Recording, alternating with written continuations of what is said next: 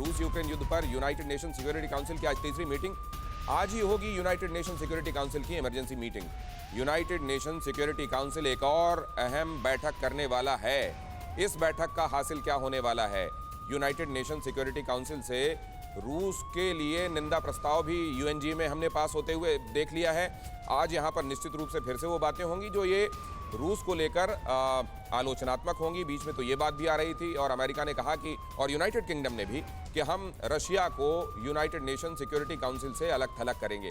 हालांकि पूरी दुनिया में ये बात समझी जा रही है कि ये मुंह चलाने वाली बात ज़्यादा है, ये यूं ही कह देने वाली बात और अपने सब्सक्राइबर्स तक अपनी दादागिरी पहुंचाने वाली बात ज़्यादा है। एक्चुअली ये मुनासिब है नहीं, मुमकिन है नहीं। लेकिन फिर भी अपने एक्सपर्ट्स भी समझेंगे कि क्या ये कह देना भी कहीं कोई गुंजाइश रखता है, इसलिए ऐसा कहा जा रहा है क्या। लेकिन एक और अहम खबर देखिए, रूस और चीन को अमेरिका की एक साथ चेतावनी।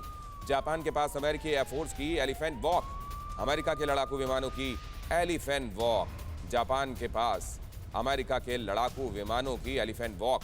एलिफेंट वॉक किसी एक देश की वायुसेना की ताकत का मुजाहिरा होता है।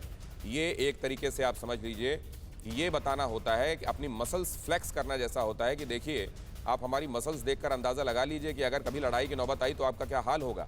और इस समय वही मसल फ्लेक्सिंग इस एलिफेंट वॉक के जरिए। ये एलिफेंट वॉक सर, ये देखने में तो बड़ी आकर्षक लग रही है और निश्चित रूप से इस तरह की तस्वीरें अपने आप में रोमांच भी पैदा करती हैं। लेकिन सर, ये जो संदेश देने की कोशिश, इसमें क्या छुपा हुआ मैसेज है सर? जनरल माथुर।